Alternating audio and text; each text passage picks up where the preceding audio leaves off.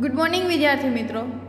અગાઉના લેક્ચરમાં આપણે ચેપ્ટર નંબર 13માં આપણે ચેપી રોગો અને બિનચેપી રોગો એટલે કે સંસર્ગજન્ય રોગો અને બિન સંસર્ગજન્ય વિશે છે એ વાત કરી હતી.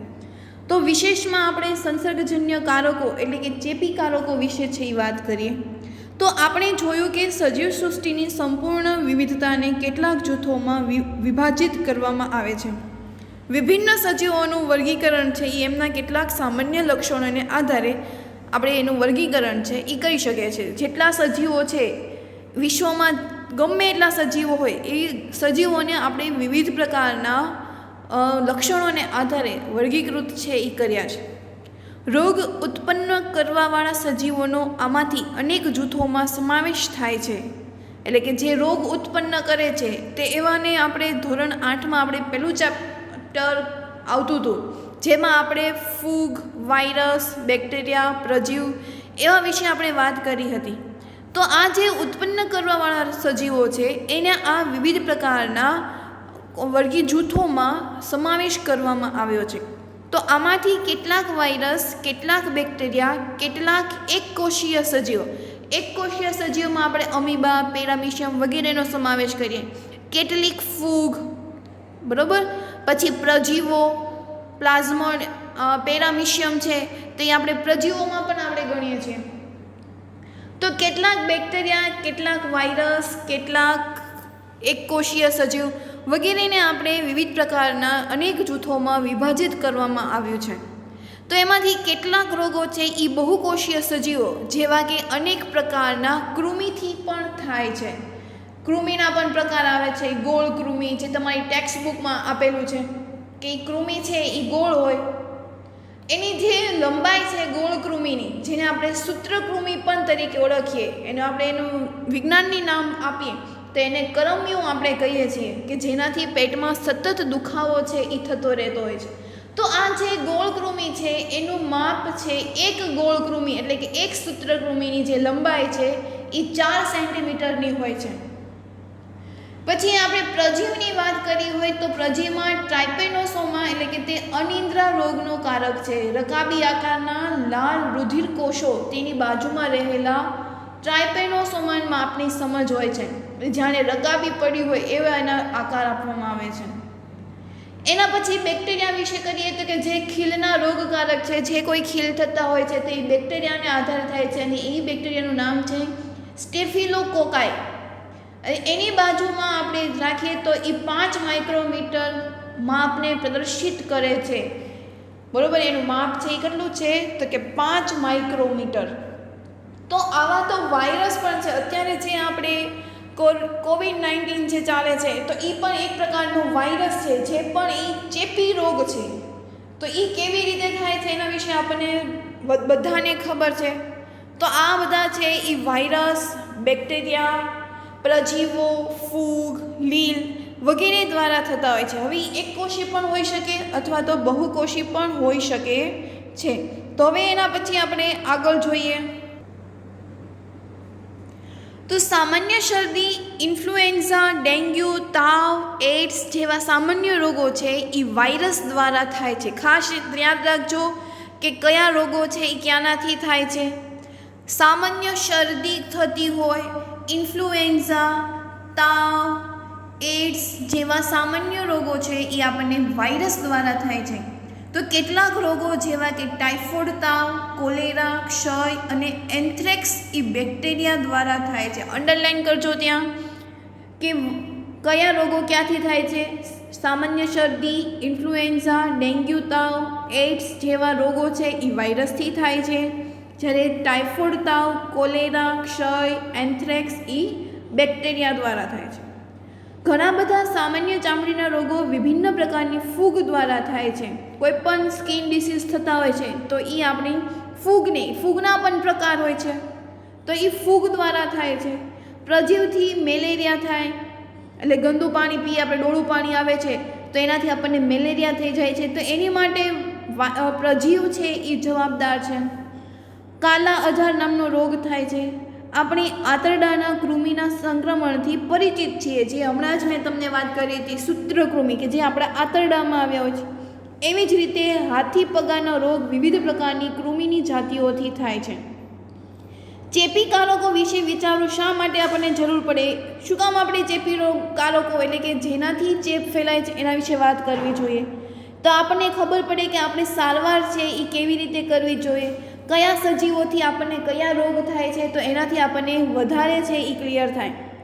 ઉદાહરણ તરીકે આપણે વાયરસ વિશે વાત કરીએ તો વાયરસ છે એ પરપોષી હોય છે.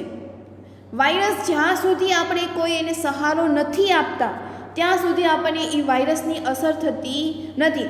આપણને અત્યારે જે કોવિડ-19 છે એ વાયરસથી થાય છે, બરાબર? તો જ્યાં સુધી આપણે એ વાયરસને આપણે હાથ નથી અડાડતા અથવા તો એવું કહેવામાં આવે છે કે સોશિયલ ડિસ્ટન્સિંગ રાખો, તો એ શું કામ કરવામાં આવે છે? તો કે વાયરસ ત્યારે જ આપણા શરીરમાં અંદર જાય છે કે જ્યારે આપણે એ વસ્તુને હાથેથી પકડીએ છીએ અથવા તો કોઈ વસ્તુનો આધાર આપીએ છીએ. આ વાયરસ છે એ જો જમીનમાં નીચે પડ્યો હશે તો એની અસર છે થશે નહીં, પણ એ જો વાયરસ જમીન પર પડેલો હશે અને જો આપણે એના ભૂલથી આપણા હાથ કે પગ છે એ અડી જાય તો એના દ્વારા એ વાયરસ છે એ આપણા શરીરમાં ઘૂસે છે. એટલે જ્યાં સુધી આપણે એ વાયરસને સહારો નહીં આપીએ ત્યાં સુધી આપણે આપણા રોગો છે એ થતા નથી. પણ તે કોષોમાં રહે છે, પરપોષી હોય છે, પણ ક્યાં રહે? એ કોષોમાં રહે. આપણા શરીરના જે કોષો છે ત્યાં રહેશે અને આ કોષોની જે કામગીરી હશે તે એ નાબૂદ કરી નાખશે અને એના ઉપર હેવી થઈ જશે અને પછી આખા શરીર ઉપર આ જે વાયરસ છે એનું તંત્ર છે એ ચાલે છે. જેવી જ રીતે આખા દેશમાં અત્યારે વડાપ્રધાનનું પ્રભુત્વ હોય એવી જ રીતે આખા શરીરમાં આ કોષો જે આપણા વિવિધ પ્રકારના હોય છે તો એના બદલે આ જે વાયરસ હોય છે એનું પ્રભુત્વ વધારે હોય છે. પણ બેક્ટેરિયામાં એવા ગુણ ઓછા હોય છે, બેક્ટેરિયામાં આવા ગુણ હોતા નથી. વાયરસ છે એ જ ખતરનાક હોય છે. બેક્ટેરિયા હોય છે એ પરપોષી પણ હોતા નથી અને તેઓ કોષોમાં પણ રહેતા નથી. વાયરસ, બેક્ટેરિયા અને ફૂગનું ગુણન અત્યંત ઝડપથી થાય છે. જે કોઈ ફેલાવો છે બેક્ટેરિયા અને ફૂગથી જે કોઈ રોગો થાય છે એના કરતાં વાયરસથી ખૂબ જ તે આપણને નુકસાન છે એ થાય છે, બહુ જ સ્પીડમાં કામ થતું હોય છે. જોકે તુલનાત્મક રીતે કૃમિમાં ગુણન ધીમું હોય છે. જે આપણે સૂત્રકૃમિ આપણે જે કીધું એનું ગુણન પાછું કેવું હોય છે તો કે ધીમું હોય છે. વર્ગીકરણ અનુસાર તથા બેક્ટેરિયા એકબીજા સાથે વાયરસ કરતાં વધારે નજીક હોય છે એવું વાયરસમાં પણ હોય છે. એનો અર્થ એવો થાય છે કે અનેક જૈવિક પ્રક્રિયાઓ બધા બેક્ટેરિયાઓમાં સમાન હોય છે, પરંતુ વાયરસ છે એ વર્ગથી વિભિન્ન હોય છે. બધી જે પ્રક્રિયાઓ છે એ બધે એક સમાન થાય, પણ વાયરસમાં આ પ્રકારની પ્રક્રિયાઓ, જૈવિક પ્રક્રિયાઓ જોવા મળતી નથી. તેના પરિણામ સ્વરૂપે ઔષધિ જે કોઈ વર્ગમાં કોઈ એક જ જૈવિક પ્રક્રિયાને રોકે છે તો આ વર્ગના અન્ય સભ્યો પર પણ પ્રકારે અસર પહોંચાડે છે, પરંતુ એવી જ ઔષધિ અન્ય વર્ગથી સંબંધિત રોગકારક પર અસર પહોંચાડી શકતા નથી. આપણે એન્ટીબાયોટિકનું પણ ઉદાહરણ લઈએ છીએ કે તેઓ સામાન્યતઃ બેક્ટેરિયાનું મહત્ત્વપૂર્ણ જૈવ રાસાયણિક માર્ગને બંધ કરી દે છે. આપણે દવા લઈએ છીએ ત્યારે શું કરીએ છીએ તો કે જે બેક્ટેરિયા હોય છે એને આપણે જૈવ રાસાયણિકની રીતે આપણે એનો માર્ગ છે એ બંધ કરી દઈએ છીએ. ઉદાહરણ તરીકે મોટાભાગના બેક્ટેરિયા તેના રક્ષણ માટે કોષ દિવાલ બનાવે છે. બેક્ટેરિયા હોય પોતાનું રક્ષણ કરવા માટે શું કરશે તો કે કોષ દિવાલ બનાવશે. પેનિસિલિન એન્ટીબાયોટિક બેક્ટેરિયાની કોષ દિવાલ બનાવવાની પ્રક્રિયાને અવરોધી દેશે અને આજે આ દવાઓ આપણે જે લઈએ છીએ એ શું કરશે તો કે બેક્ટેરિયા જે કોઈ દિવાલ બનાવે છે એની દિવાલ છે એ બનાવવા દેશે નહીં, એને એ અવરોધ છે એ આપશે. આના પરિણામ સ્વરૂપે બેક્ટેરિયાની કોષ દિવાલનું નિર્માણ થવા દેતી નથી અને તેથી તેઓ સરળતાથી મરી જાય. જો દિવાલ એકવાર થઈ ગઈ પછી તેઓ લાંબા સમય સુધી આપણા શરીરમાં છે રહે છે. પણ આ જે દવા હોય છે પેનિસિલિન નામની, ઘણી બધી આપણે એન્ટીબાયોટિક્સ હોય છે, આ સિમ્પલ એક ઉદાહરણ છે પેનિસિલિન. તો આ જે પેનિસિલિન છે એ આ કોષનું નિર્માણ જ નહીં થવા દે તો એના ઉપર આપણે સરળતાથી આપણે એનું અટેક છે એ કરી શકશું અને એના જે કોષો છે એ મરી જશે. માનવના કોષોમાં કોષ દિવાલ બનતી નથી એટલા માટે પેનિસિલિનની પર આપણા પર અસર થતી નથી. આપણા જે શરીરના જે કોષો છે એ કોષોના કોષ દિવાલ બનતી નથી, આપણામાં કોષ દિવાલ હોતી નથી, માટે આપણે પેનિસિલિનની પણ અસર થતી નથી. આમ તો પેનિસિલિન બધા બેક્ટેરિયાને અસર પહોંચાડે છે જેઓમાં કોષ દિવાલ બનવાની પ્રક્રિયા થાય છે. પેનિસિલિન છે એ કયાને અસર કરશે? તો કે જે કોષ દિવાલ બનાવતા હશે એને પેનિસિલિનની અસર થશે કે એ એની પ્રક્રિયાને અટકાવી શકે. હવે આપણે પેનિસિલિન છે એ ગમે તેટલી લઈએ, પણ જો આપણામાં જ તે કોષ દિવાલ બનતી ન હોય તો આ જે પેનિસિલિન નામની જે એન્ટીબાયોટિક્સ દવા છે એ આપણા શરીરમાં કોઈપણ પ્રકારની અસર પહોંચાડશે નહીં. તો આ રીતે ઘણા બધા એન્ટીબાયોટિક બેક્ટેરિયાની અનેક જાતિઓને અસર કરે છે, માત્ર એક જ જાતિને અસર કરે છે એવું નથી, બીજી ઘણી બધીને અસર કરે. આ પેનિસિલિન છે આ એના માટે જ ઉપયોગી થાય એવું નથી. પરંતુ વાયરસમાં એવો માર્ગ નથી હોતો. વાયરસ છે એમાં આવો કોઈ રસ્તો હોતો જ નથી. આ કારણે કોઈપણ એન્ટીબાયોટિક્સ વાયરસના સંક્રમણ પર અસરકારક નીવડતી નથી. માટે જ તે આપણે વાયરસ માટે આપણે કોઈ એન્ટીબાયોટિક્સ છે એ ગોતી શકતા નથી. તમે અત્યારે પણ જુઓ છો આ કોવિડ-19ની જે દવા છે અત્યાર સુધી આપણે હજી પણ એની દવા છે એ શોધી શક્યા નથી. એનો માર્ગ જ આપણને મળી શકતો નથી. જો આપણે શરદી ઉધરસથી પ્રભાવિત હોઈએ તો એન્ટીબાયોટિક લેવાથી રોગની તીવ્રતા અથવા તેનો સમયગાળો છે એ ઓછો થતો નથી. પણ જો વાયરસ સંક્રમિત શરદી ઉધરસની સાથે હોય તો બેક્ટેરિયાનું સંક્રમણ હોય છે ત્યારે એન્ટીબાયોટિકનો ઉપયોગ લાભકારક હોય છે. ટૂંકમાં એમ કહેવા માગે છે કે જો આપણને શરદી ઉધરસ થઈ હોય અને એને પ્રભાવિત એન્ટીબાયોટિક લેવાથી રોગની તીવ્રતા અને તેનો વાયરસનો જે સમયગાળો છે એ ઓછો થતો નથી. પણ જો વાયરસથી આપણને શરદી ઉધરસ થઈ ગઈ હોય તો એ બેક્ટેરિયાનું સંક્રમણ હોય છે અને ત્યારે એન્ટીબાયોટિક્સનો ઉપયોગ આપણે કરીએ તો એ લાભકારક થાય છે. એટલે ખાસ યાદ રાખજો, જો આપણને શરદી છે એ બેક્ટેરિયાથી થઈ હશે તો આપણને એની બેક્ટેરિયાથી થતા જે હોય છે તો એનાથી આપણને એનો એન્ટીબાયોટિકનો જો આપણે ઉપયોગ કરીએ છીએ તો એનો સમયગાળો છે એ ઓછો થતો નથી. પરંતુ જો વાયરસથી આપણને થઈ જશે તો એ વાયરસ સાથે બેક્ટેરિયાનું શું થઈ જશે તો કે સંક્રમણ થઈ જશે અને ત્યારે એન્ટીબાયોટિક્સનો આપણે ઉપયોગ કરીએ તો એ લાભકારક છે. આમ છતાં એન્ટીબાયોટિક માત્ર બેક્ટેરિયાના સંક્રમણ માટે જ તે ઉપયોગી બને છે કે જો આપણે એન્ટીબાયોટિક્સ લેવી હોય તો એ બેક્ટેરિયાથી થયા હોય તો જ તે ઉપયોગી બને છે. જો વાયરસથી થયું હશે તો એ સંક્રમણ એટલે કે એ જે દવા હોય છે એ લાભકારક નથી. તમે અત્યારે જુઓ છો કે આ જે કોવિડ-19 જે દવા છે એ વાયરસથી થતા હોય છે અને વાયરસ થતી હોવાને કારણે આપણે એની દવા છે એ આપણે હજી સુધી શોધી શક્યા નથી. જો બેક્ટેરિયાથી થઈ હોય તો આપણે ક્યારનો આ જે ફેલાવો છે એ આપણે એને હરાવી શકીએ, જે કોઈ ફેલાવો છે એને આપણે નાબૂદ છે એ કરી શકીએ. પણ વાયરસને થતી હોવાને કારણે આપણે આ સંક્રમણને, આ કોવિડ-19 જેવા મહામારી રોગને આપણે અટકાવી શકતા નથી. એટલે ખાસ યાદ રાખજો કે જો આપણને કોઈ પણ રોગ થયો હોય, જો એ બેક્ટેરિયાથી થતા હશે તો આપણે ગમે એવી દવા લેશું તો પણ આપણને સાજા છે એ કરી દેશે. પણ જો વાયરસથી થયા હશે તો આપણે એનો સમયગાળો છે એ ઓછો થતો નથી, મટી જાય છે પણ એનો સમયગાળો કેવો હોય છે તો કે લાંબો હોય છે. તો એના પછી આપણે તો એના બધા પણ ઘણા બધા પ્રશ્નો છે કે એન્ટીબાયોટિક્સ છે આપણે કેવી રીતે લેવા જોઈએ, કેટલા દિવસમાં બીમારી છે મટી જવી જોઈએ. સામાન્ય રીતે શરદી છે જો એ 7 દિવસમાં ફરક ન પડે તો આપણે એન્ટીબાયોટિક્સ છે એ લેવી જોઈએ. પછી તો કે કેટલા એન્ટીબાયોટિક્સનો ઉપયોગ કરવો જોઈએ. એન્ટીબાયોટિક્સનું પણ પ્રમાણ હોય કે આટલાથી વધારે પ્રમાણ છે એ ન લેવાય તો આપણા શરીરને એ નુકસાન કરે. આપણે હાઈ પાવર એવો શબ્દ વાપરીએ છીએ કે આ જે દવા છે એનો પાવર બહુ વધારે છે એટલે આપણને ઊંઘ આવે છે, એવા ઘણા બધા પ્રશ્નો કરતા હોય.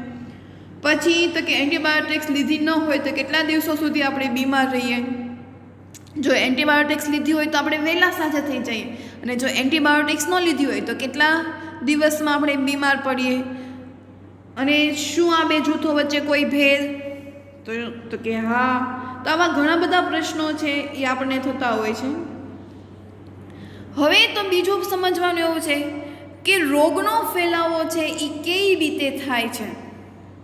અત્યાર સુધી આપણે એવું કીધું કે વાયરસ દ્વારા થાય છે, બેક્ટેરિયા દ્વારા થાય છે, બધું બરાબર, પણ આ રોગનો ફેલાવો છે એ કેવી રીતે થાય છે એ તો સમજવું જોઈએ ને. પહેલાં આપણે કારકો વિશે સમજ્યા કે એના કારકો કયા છે, પછી હવે સમજશું રોગનો ફેલાવો. તો સંસર્ગજન્ય રોગો કેવી રીતે ફેલાય છે, પહેલો પ્રશ્ન એ થાય. તો કે મોટા ભાગના સૂક્ષ્મજીવો એટલે કે રોગકારકો રોગી વ્યક્તિથી અન્ય સ્વસ્થ મનુષ્ય સુધી વિભિન્ન રીતોથી ફેલાય છે અથવા તો સંચારિત થઈ શકે છે. આથી તેઓને ચેપી રોગો કહે છે. ખાસ પૂછાય છે ચેપી રોગો કોને કહેવાય? તો ચેપી રોગોમાં હોય શું? દાખલા તરીકે મને શરદી થઈ. હવે આ જે મારી શરદી છે અને તમે જે લોકો મારી સાથે તમે વાત કરો છો અથવા તો કોઈ ડાઉટ છે એ ક્લિયર કરાવો છો, તો ત્યારે મને જે શરદી થઈ હશે એના વાયરસ છે એ મારી આજુબાજુમાં ફરતા હશે. મેં જે છીંક કે ઉધરસ ખાધી હશે તેમાં. તમે એકદમ સ્વસ્થ માણસ છો અને હું એક સૂક્ષ્મજીવોથી રોગી વ્યક્તિ છું, બરાબર. જ્યારે તમે મારા સંપર્કમાં આવશો ત્યારે આ જે વાયરસ છે એને ક્યાં જતા રહેશે? તો કે તમારા ઉપર. આમ તમે પણ બીમાર થશો. એટલે કે રોગી વ્યક્તિથી અન્ય સ્વસ્થ મનુષ્ય સુધી વિભિન્ન રીતોથી ફેલાઈ શકે છે અથવા તો સંચારિત થઈ શકે છે. તો એને આપણે ચેપી રોગો કહીએ છીએ. તો આવા રોગકારક સૂક્ષ્મજીવો હવા દ્વારા ફેલાય. એવું કીધું આપણે કે મનુષ્ય સુધી છે વિભિન્ન રીતોથી ફેલાઈ શકે. તો કેવી રીતે ફેલાઈ શકે? તો કે રોગકારો છે એ હવા દ્વારા ફેલાઈ શકે. તો કે એવું ત્યારે થાય છે કે જ્યારે રોગી વ્યક્તિ છીંક કે છે અથવા તો ઉધરસ ખાય છે ત્યારે તે સમયે નાના નાના છાંટા કે બિંદુઓ બહાર નીકળે છે અને જો તે સમયે તેની નજીક કોઈ અન્ય વ્યક્તિ હોય તો શ્વાસ દ્વારા તે છાંટા કે બિંદુઓ તેના શરીરમાં પ્રવેશી શકે છે. આથી સૂક્ષ્મજીવોને એક નવી જગ્યા ફેલાવવાની તક છે એ મળી ગઈ. હવા દ્વારા શરદી ઉધરસ, ન્યુમોનિયા, ક્ષય જેવા રોગોથી ફેલાતા રોગોના ઉદાહરણ છે. ખાસ અંડરલાઇન કરજો કે હવા દ્વારા છે એ કયા કયા રોગો છે એ ફેલાય છે? તો કે શરદી ઉધરસ, ન્યુમોનિયા અને ક્ષય. આપણે બધાએ અનુભવ કર્યો હશે કે જ્યારે આપણે કોઈ શરદી ઉધરસવાળી વ્યક્તિની પાસે બેઠા હોઈએ ત્યારે આપણને પણ શરદી ઉધરસ થઈ જાય છે. જ્યાં વધારે ભીડ હોય ત્યાં હવા દ્વારા ફેલાતા રોગો પણ વધારે થાય છે. એટલે જ્યાં લોકોનું પ્રમાણ વધારે હશે તો ત્યાં હંમેશા માંદગી છે એ એક જણને હોય તેનાથી પણ ઘણા બધા લોકોને એ ફેલાઈ શકે છે. માટે જ તે અત્યારે આ વાયરસ દ્વારા ફેલાતો હોવાથી એવું કહેવામાં આવે છે કે ઝાઝા લોકોએ ભેગા થવું નહીં. કેમ કે જો વધારે લોકો ભેગા થશે ને એમાંથી જો કોઈ એકને પણ શરદી ઉધરસ થશે તો એના કારણે આપણે કોવિડ-19ના રોગોથી આપણે પીડાવું પડશે. માટે આપણે હંમેશા એવી જગ્યાએ જાઓ કે જ્યાં લોકો ઓછા હોય, કે જેનાથી રોગનો ફેલાવો છે એ થાય નહીં. બીજી એક હવા દ્વારા થાય. બીજી રીતે કેવી રીતે? તો કે પાણી દ્વારા પણ રોગનો ફેલાવો છે એ થઈ શકે. કે જ્યારે સંક્રમિત રોગ કે કોલેરાવાળા વ્યક્તિના ઉત્સર્ગ દ્રવ્યો પીવાના પાણીમાં ભળે છે અને જો કોઈ સ્વસ્થ વ્યક્તિ જાણતા અજાણતા આ પાણી પીવે છે તો રોગકારકોને નવો યજમાન મળી જાય છે. એટલે યજમાન એટલે કે એને બીજું એક શરીર મળી જાય છે, જેનાથી તે પણ આ જ રોગથી ગ્રસ્ત બને છે. અને જે કોઈને રોગ થયો હશે તો એ જે સ્વચ્છ પાણી, જે કોઈ સ્વસ્થ માણસ હશે તો એને જો પાણી પીધું હશે તો એના રોગ છે એ થશે. આવા રોગો માટે મોટે ભાગે સ્વચ્છ પીવાનું પાણી ન મળવાને કારણે ફેલાય છે. જે કોઈને કોલેરા કે એવું કંઈ થયું હોય તો એ કોને થાય છે? તો કે જ્યારે કોઈને સ્વચ્છ પાણી પીવાનું છે એ ન મળ્યું હોય ત્યારે આ રોગનો ફેલાવો છે એ થતા હોય છે. તો નાના નાના ટીપાઓ હવાના વેગ સાથે મિનિટો કે કલાકો સુધી વાતાવરણમાં પ્રવાહી સ્વરૂપે રહે છે. એ કેવી રીતે ફેલાય છે? તો કે આ જે નાના નાના ટીપાઓ હોય છે એ હવાના વેગ સાથે વાતાવરણમાં કેવા સ્વરૂપમાં હોય છે? તો કે પ્રવાહી સ્વરૂપમાં. ખાસ અંડરલાઇન કરજો. પછી લૈંગિક ક્રિયાઓ એટલે કે પ્રજનનની ક્રિયાઓ. તો પ્રજનનની ક્રિયા દ્વારા બે વ્યક્તિ શારીરિક રૂપથી એકબીજાના સંપર્કમાં આવે છે. આથી એ આશ્ચર્યજનક બાબત નથી કે કેટલાક સૂક્ષ્મજીવો દ્વારા ફેલાતા રોગો જેવા કે સિફિલિસ કે એડ્સ એ લૈંગિક સંપર્કના સમયે એક સાથીથી બીજા સાથીમાં સ્થળાંતરિત થાય છે. જો આવા લૈંગિક ચેપી રોગ સામાન્ય સંપર્ક જેવા હસ્તધૂનનું કરવું કે ગળે મળવું અથવા તો રમતગમત જેવી કે કુસ્તી અથવા તો કોઈ અન્ય રીતે જેમાં આપણે સામાજિક રીતથી એકબીજાના સંપર્કમાં આવીએ છીએ ત્યારે તેનાથી ફેલાતા નથી. આ એડ્સ છે એ લૈંગિક સંપર્ક જાતીય સમાગમ ઉપરાંત રુધિરાધાન દ્વારા પણ સંક્રમિત થાય છે. જેમ કે એડ્સવાળા વ્યક્તિનું રુધિર સ્વસ્થ વ્યક્તિમાં રુધિરાધાન કરવામાં આવે અથવા તો ગર્ભાવસ્થા દરમિયાન કે રોગી માતા દ્વારા બાળકને સ્તનપાન દ્વારા રોગ ફેલાય છે. આ કેવી રીતે ફેલાય છે તો ખાસ યાદ રાખજો કે એડ્સવાળીનું કોઈ વ્યક્તિ છે એને કોઈ વ્યક્તિને કોઈ બીજા જેને લોહી ચડાવવાનું હોય છે અને પોતાને એડ્સ છે કે નહીં ન ખબર હોય, પણ આ જે એડ્સ છે એના જે કણો છે, એના જે જીવો છે એ બ્લડમાં જોવા મળે છે. તો આ બ્લડ જ્યારે કોઈ બીજા વ્યક્તિને ચડાવવામાં આવે છે તો એ એડ્સની અસર છે એ બીજા વ્યક્તિને પણ થાય છે અને એનાથી એ એડ્સ નો રોગ છે એ અનુભવે છે. એડ્સગ્રસ્ત મનુષ્ય છે એ કેવી રીતે જે આ રીતે જે એડ્સથી જે પીડાતા હોય છે તો એ લોકોએ કોઈ દિવસ છે એ બ્લડનું ટ્રાન્સફોર્મેશન છે એ કરવું જોઈએ નહીં. આમ ખાસ યાદ રાખજો કે લૈંગિક ક્રિયાઓ એટલે કે પ્રજનનની ક્રિયા દ્વારા પણ આ રોગ છે એ ફેલાઈ શકે છે.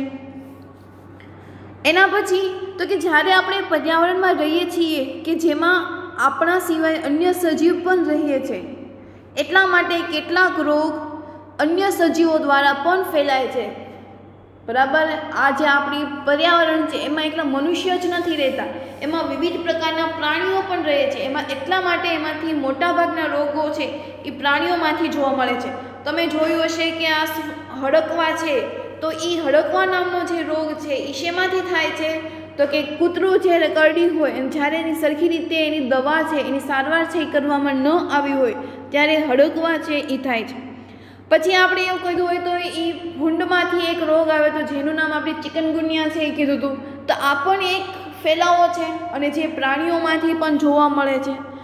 આમ અહીંયા એક ચિત્ર દોરવામાં આવે છે કે જ્યારે સંક્રમિત વ્યક્તિ હોય ત્યારે એ રોગનો ફેલાવો કઈ રીતે કરી શકે તો કે જ્યારે એના સંક્રમિત વ્યક્તિના કપડાં છે અથવા તો એના ખોરાક છે, એને છીંક ખાધેલી છે તો એના વાયુઓ વાતાવરણમાં રહેલા છે, એના ઉપર કોઈ મચ્છર બેઠું છે અને એ મચ્છર ઉડીને કોઈ તંદુરસ્ત વ્યક્તિના શરીર ઉપર આવીને બેસે છે. તો આમ વિવિધ રીતે આ તંદુરસ્ત વ્યક્તિ છે એને રોગો થઈ શકે છે. અન્ય સજીવો દ્વારા પણ રોગનો ફેલાવો થાય છે જે આપણને ખબર છે. આ જંતુઓ રોગકારકોને રોગમાંથી લઈને અન્ય નવા યજમાન સુધી પહોંચાડે છે. આથી તેઓ મધ્યસ્થીનું કામ કરે છે જેને રોગવાહકો કહેવામાં આવે છે. રોગવાહક એટલે કે રોગનું વહન કરનાર કારક એટલે કે રોગવાહકો. એટલે એ રોગનું વહન કરવા માટે કોકની જરૂર પડે છે અને એ જ્યારે આપણા શરીર ઉપર બેઠે છે ત્યારે આપણને એ રોગ થાય છે. સામાન્ય રોગવાહકનું એક ઉદાહરણ મચ્છર છે કે જ્યારે આપણને કોઈ પણ રોગ છે એ થતો હોય તો એનું કારણ શું છે તો મચ્છર. તો મચ્છરને આપણે શું કહીશું તો કે રોગવાહકો, કારણ કે એ રોગનું શું કરે છે તો કે વહન કરે છે. એવી જ રીતે માખી. તો માખીને પણ એમ હોય કે એક સ્થળેથી બેસીને બીજા સ્થળ ઉપર જાય છે અને એને પણ એ રોગગ્રસ્ત છે એ બનાવે છે. મચ્છરની ઘણી બધી એવી જાતિઓ છે કે જેઓને વધારે માત્રામાં પોષણની જરૂરિયાત હોય છે. તેનાથી તેઓ પરિપક્વ ઈંડા ઉત્પન્ન કરી શકે છે. મચ્છર અનેક સમતાપી પ્રાણીઓ, સમતાપી એટલે કે જેમાં મનુષ્ય સહિત પણ હોય, બધા જ પ્રાણીઓની વાત કરીએ છીએ તો સમતાપી પ્રાણીઓ પર નિર્ભર હોય છે. આ રીતે તેઓ એક માનવથી બીજા માનવમાં રોગનો ફેલાવો છે એ કરે છે.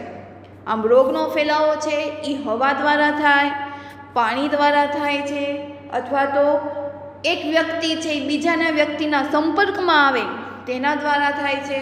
પછી તો કે વિવિધ પ્રકારના પ્રાણીઓ દ્વારા પણ આપણના શરીરમાં રોગનો ફેલાવો થાય છે.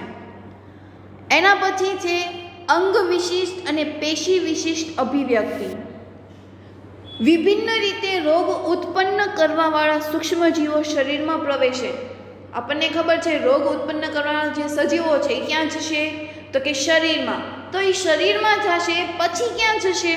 તો કે સજીવો સૂક્ષ્મજીવોની સાપેક્ષે શરીર છે એ ખૂબ જ મોટું હોય છે. એ બરોબર છે કે આપણા જે કોષો છે એ ખૂબ જ સૂક્ષ્મ હોય છે. તો આ સૂક્ષ્મજીવોની સાપેક્ષે શરીર તો ખૂબ જ મોટું હોવાનું. એટલા માટે આપણા શરીરમાં ઘણા બધા સ્થાન, અંગ, પેશી વગેરે છે કે જ્યાં સૂક્ષ્મજીવો જઈ શકે છે. શરીર મોટું હોય તો આ જે સૂક્ષ્મજીવો છે એ તો સાવ નાના નાના હોય છે, તો એ તો ગમે ત્યાં જઈ શકે. પેશીમાં પણ જઈ શકે, અંગમાં પણ જઈ શકે, ફેફસામાં પણ જઈ શકે, અલગ અલગ સ્થાનમાં પણ જઈ શકે. તો શું આ બધા જ સૂક્ષ્મજીવો એક જ અંગ કે પેશીમાં જાય છે કે તેઓ ભિન્ન ભિન્ન જગ્યાએ જાય છે? કે બધા જ જે સૂક્ષ્મજીવો છે શું એ એક જ સ્થાન કે પેશીઓમાં જતા હશે? આપણે તો એ શીખ્યા કે પેશી પણ વિવિધ પ્રકારની હોય છે.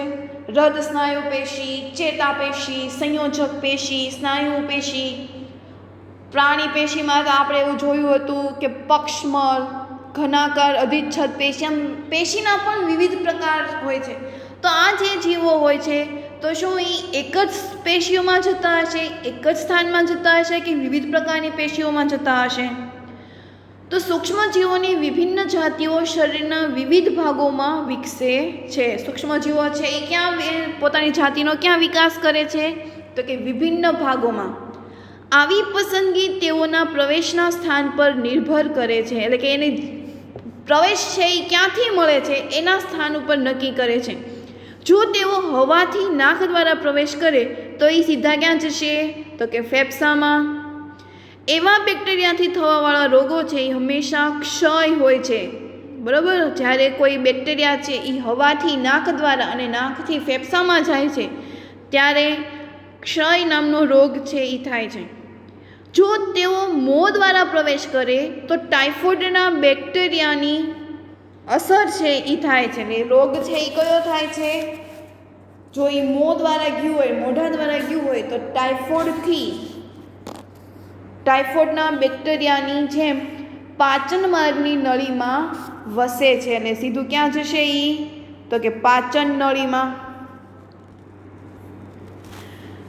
જેમ પાચન માર્ગની નળીમાં વસે છે અથવા તો તેઓ યકૃતમાં જશે અને એનાથી હિપેટાઇટિસ વાયરસ કે જે કમળાનો રોગકારક છે અને જેનાથી શું થાય છે? તો કે કમળો થાય છે. પરંતુ હંમેશા એવું થતું નથી. HIV તમે સાંભળ્યું હશે. તો આ HIV છે એ વાયરસ જે લૈંગિક અંગો દ્વારા શરીરમાં પ્રવેશ કરે છે તેઓ લસિકા ગાંઠોમાં ફેલાય છે. મેલેરિયા ઉત્પન્ન કરવાવાળા સૂક્ષ્મજીવો કે જે મચ્છરના કરડવાથી શરીરમાં પ્રવેશે છે. મેલેરિયા છે આપણને ક્યારે થાય છે? કે જ્યારે મચ્છર કરડે છે અને એ મચ્છરનું જે ઝેર હોય છે એ આપણા શરીરમાં જાય છે તો તેને કારણે મેલેરિયા છે એ ઉત્પન્ન થાય છે. તેઓ યકૃતમાં પણ જાય છે. તેના પછી લાલ રુધિર કણાઓ એટલે કે રક્તકણોમાં પણ આવે છે. આવી જ રીતે જાપાનીઝ એન્સીફિલાઇટિસ એટલે કે મગજનો તાવ ઉત્પન્ન કરવાવાળા વાયરસ પણ મચ્છરના કરડવાથી શરીરમાં પહોંચે છે, પરંતુ તેઓ મગજને ચેપ લગાડે છે. જ્યારે મગજનો તાવ આવ્યો હોય ત્યારે એનું માટે કયો સૂક્ષ્મજીવ છે એ જવાબદાર હોય છે? તો કે વાયરસ. શેનાથી થાય છે? તો કે મચ્છર કરડવાથી છે આપણને મગજનો તાવ આવે છે અને મગજના તાવને કારણે મગજને છે એ તો કે ચેપ લગાડે. જે પેશી કે અંગ પર સૂક્ષ્મજીવ પર આક્રમણ કરે છે એ જ્યાંથી આ વાયરસ છે સૂક્ષ્મજીવ છે એ ગયું છે તો એ સૂક્ષ્મજીવના આક્રમણ કરે છે ત્યારે રોગના લક્ષણો તેમજ ચિહ્નો તેના પર નિર્ભર કરે છે. એ ક્યાંથી ગયું છે એના ઉપર નિર્ભર કરે. જો ફેફસા પર આક્રમણ થાય છે તો લક્ષણ કયું આવશે? તો કે ઉધરસ આવી અને ઓછો શ્વાસ લેવાના હોય છે. જો યકૃત પર આક્રમણ કરે તો કમળાના લક્ષણ હોય છે. ખાસ યાદ રાખજો, અંડરલાઇન કરતા જજો કે જ્યારે કોઈ સૂક્ષ્મજીવ છે કોઈ પેશી કે અંગ દ્વારા શરીરની અંદર ઘૂસે છે, શરીરમાં અંદર જાય છે ત્યારે એના લક્ષણ છે, એના ચિહ્નો છે એટલે કે તાવ આવો, ઉધરસ આવી, શરદી આવી, તો એ બધાના લક્ષણ છે એ રોગના જે જગ્યાએથી ગયા છે એના ઉપર નિર્ભર કરે છે. જો એને ફેફસા દ્વારા અંદર ગયું હશે તો એનું લક્ષણ શું છે? તો કે ઉધરસ આવે, શ્વાસ ઓછો લેવાય. જો કોઈ સૂક્ષ્મજીવ છે એ યકૃત દ્વારા આક્રમણ કર્યું હોય, યકૃત દ્વારા શરીરમાં અંદર આવ્યું હોય તો કમળાની અસર થાય છે. જો મગજ પર એને આક્રમણ કર્યું હોય તો માથાનો દુખાવો થાય, ઉલટી આવે, ચક્કર અથવા તો આપણે બેભાન છે એ થઈ જાય છે. તો આ બધા એના લક્ષણો છે. જો આપણે જાણતા હોઈએ કે કઈ પેશી કે કઈ અંગ પર આક્રમણ થયું છે અને તેઓના કાર્ય શું છે તો આપણે સંક્રમણના ચિહ્ન અને લક્ષણ વિશે અનુમાન કરી શકીએ છીએ. આમ સંસર્ગજન્ય રોગોની પેશી વિશિષ્ટ અસર સિવાય તેઓની અન્ય સામાન્ય અસર પણ હોય છે.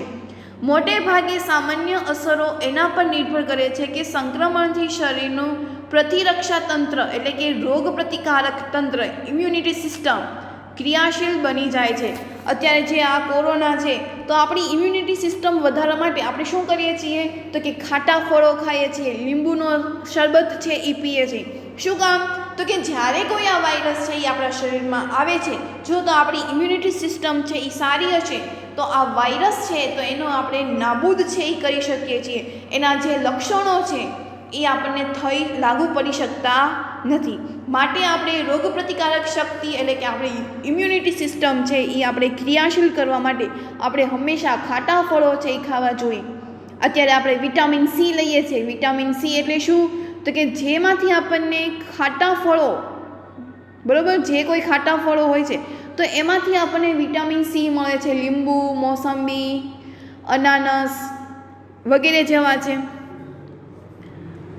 એક સક્રિય પ્રતિરક્ષા તંત્ર એટલે કે રોગ પ્રતિકારક તંત્ર પ્રભાવિત પેશીની ચારે બાજુએ રોગ ઉત્પન્ન કરનાર સૂક્ષ્મજીવોને મારવા માટે અનેક કોષો બનાવી લે છે અને આ રોગોનો નાશ કરવા માટે આ શું કરશે? પ્રતિકારક તંત્ર, આખું તંત્ર હોય. જેવી રીતે આપણી મીટિંગ બનતી હોય, બરાબર, જેટલા આવી રીતે આપણે કોઈ સ્કૂલ હોય, સ્કૂલમાં એક ભાગ હોય, એ ભાગમાં 4-5 જણા હોય. દાખલા તરીકે આપણે કરીએ ફીસ કાઉન્ટર, તો ફીસ કાઉન્ટરમાં કોઈ એક જ વ્યક્તિ ન હોય, એમાં ઘણા બધા હોય. તો એવી જ રીતે રોગકારક તંત્ર હોય છે અને તંત્રમાં પણ ઘણા બધા હોય છે. તો આ તંત્ર છે એ શું કરશે? તો કે જે આપણી પેશી હોય છે એ પેશીની ચારે બાજુએ સૂક્ષ્મજીવોને મારવા માટેના સૈનિકો મૂકી દે છે. ને સૈનિકો એટલે શું? તો કે આપણા શ્વેતકોષો, રક્તકોષો, આપણે જે ભણ્યા હતા, શ્વેતકોષો, રક્તકોષો.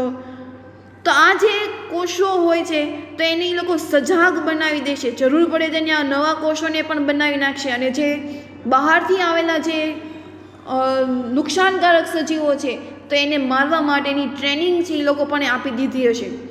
તો અનેક નવા કોષો દ્વારા બનાવી દે છે. નવા કોષો બનાવવાની આ પ્રક્રિયાને સોજો કહે છે. ને જ્યારે કોઈ પ્રક્રિયા છે નવા કોષોની બનતી હોય ત્યારે એ સોજો આવી જાય છે. આ પ્રક્રિયાને અંતર્ગત સ્થાનિક અસર જેવી કે સોજો અને દર્દ થવાની તથા સામાન્ય અસર જેવી કે તાવ આવવો હોય છે. કેટલાક કિસ્સાઓમાં ચેપની વિશિષ્ટ અસરથી ખૂબ જ સામાન્ય અસર જોવા મળે છે. ઉદાહરણ તરીકે HIV સંક્રમણમાં વાયરસ પ્રતિરક્ષા તંત્ર એટલે કે રોગ પ્રતિકારક તંત્રમાં જાય છે. HIV વાયરસ છે ક્યાં જશે? તો કે રોગ પ્રતિકારક તંત્રમાં, અને તેનાથી આ કાર્ય છે એને નષ્ટ કરી નાખશે.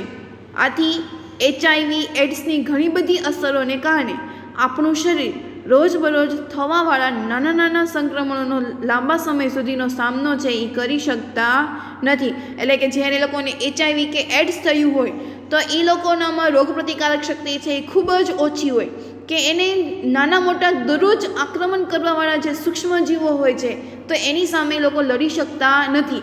આપણી ઇમ્યુનિટી સિસ્ટમ સારી છે માટે આપણે રોજબરોજ થનારા નાના મોટા સંક્રમણોથી આપણે એ રોગથી દૂર રહીએ છીએ.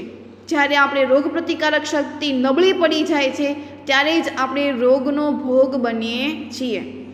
સામાન્ય શરદી ઉધરસથી પણ ન્યુમોનિયા થઈ શકે છે.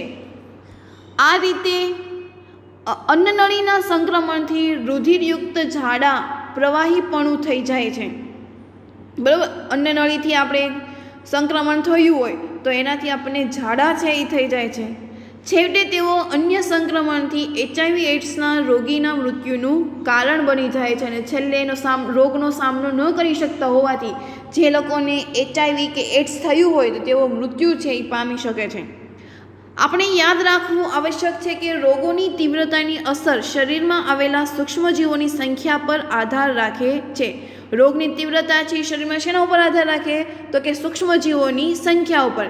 જો સૂક્ષ્મજીવોની સંખ્યા છે એ ખૂબ જ ઓછી હશે તો રોગની અસર છે એ આપણને ઓછી થશે. જો સૂક્ષ્મજીવોની સંખ્યા વધારે હશે તો રોગની અસર છે એ એટલી બધી તીવ્ર છે બની જાય છે કે એનાથી સજીવનું મૃત્યુ પણ થઈ શકે છે. આ તમે ત્યાં જોયું છે કે કોરોનાથી અમુક લોકો છે એ સાજા થઈ જાય છે, જ્યારે અમુક લોકો છે એ કોરોનાથી મૃત્યુ પામી જાય છે.